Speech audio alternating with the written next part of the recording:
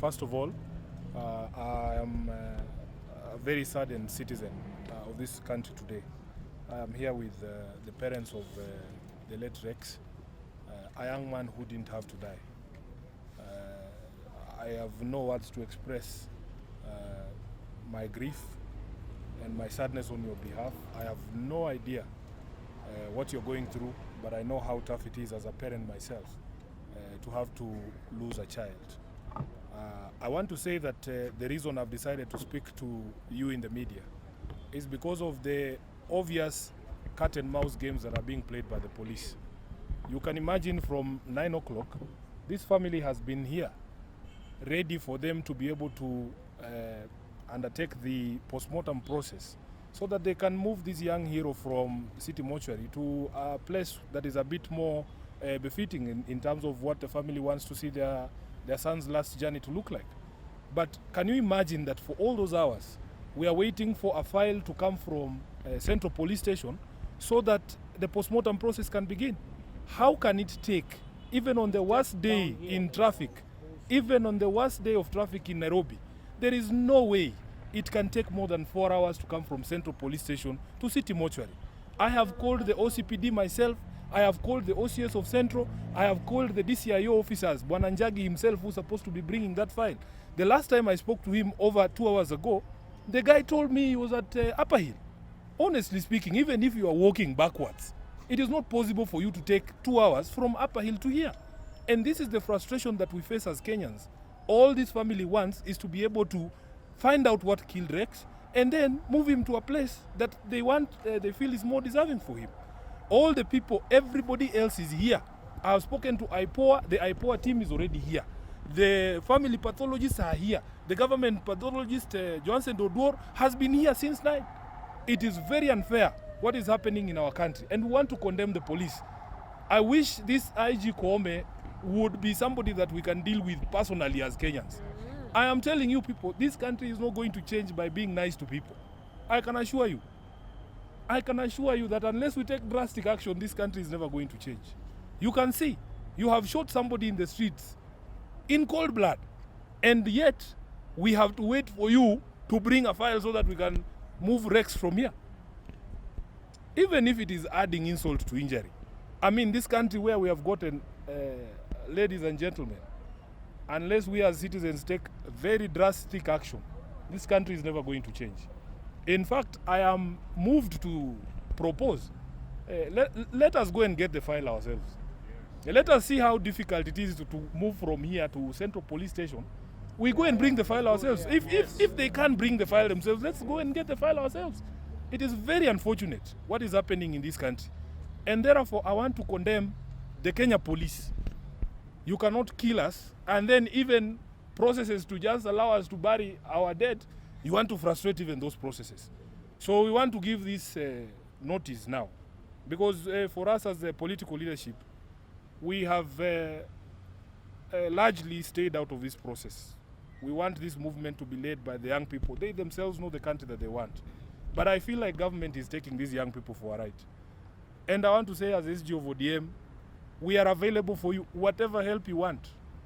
Whatever help you want. This is your movement. We are not trying to hijack it. We will not even try to hijack it. But when frustrations such as this get to this level, I honestly am moved to actually join this thing ourselves. Because what do these parents do? What do you want them to do now? What do what if you are her mother, his mother now, what do you do? She's been here since morning, just waiting for a file from Central. Hii madharau na kiburi kwa hii serikali itakuja kuisha. Na nawaambia hii kiburi na pembe ambazo wamemea hazitaanguka zenyewe, lazima zikatwe hizi pembe. I am telling you, my countrymen. So we want to tell the OCS and the DCIO officers at the police station there in Central Police Station. You have very little time to get that file here. Or we will have, actually, we are going to come for that file ourselves. We are going to come for that file ourselves because it is unfair to treat this family the way they've been treated here and to keep all these people here from 8 just waiting for a file from the police station. Asante sana. Question. Yes. Question, Senator. How do you think that next Tuesday's protest will differ from Thursday's, considering what happened to Rex and also what you need to speak to the young people who are in the streets. You didn't see me in the streets. This is not about me. This is not about me. These young people in this country, you have to speak to them. Give the mic to them. They will tell you what they want. Not me. I don't know. You've just mentioned I don't know. I don't know. I am saying for them, we as a political leadership are here. This is your movement. Take it wherever you want to take it. The logical conclusion of this thing is not in the mind of Sifuna. It is in the minds of these young people who were in the streets yesterday. Speak to them. They will tell you the sort of country they want to see. They will tell you themselves, you know. So for me, really, what brought me here was to be able to ensure that at least we transfer Rex from here. We have offered a private pathologist for the family. We have offered support. We have called IPOA. We have every single thing that the family will require. We are here to help. And that is all. As for the movement, you speak to the young people. They will tell you, huyu kijana haira is huyu. Atakuja kuambia ni ile kitu wanataka hii Kenya ifanyike. Asante sana. Justice for Rex. Like Mheshimiwa Jeremiah Kioni, Jubilee Secretary General, our sister Mother Karua already in Nakuru. They are actually continuing with the Limuru 3 deliberations. So they will be saying similar stuff. Edwin Sifuna, Mheshimiwa Sifuna was here before, and he has had to rush to the city mortuary to confirm this news about Rex. You will recall that during our last press conference, he actually said, as Secretary General of ODM, they had sent out letters to all their members. And we recognize some of the members of ODM, like member for, I think, Kibra, actually heeded that call and voted no. Langata, member for Langata, Mheshimiwa Jalango. Those others, and we have 3 in Wiper, we're obviously going to start that process ourselves. We have the case of member for Taveta, the county women rep for Kisii, and who is the third one? Dadab, who is actually the deputy leader of my party. Yeah. So we, Sorry, sir. sorry. Continue. Is it okay? Thank you.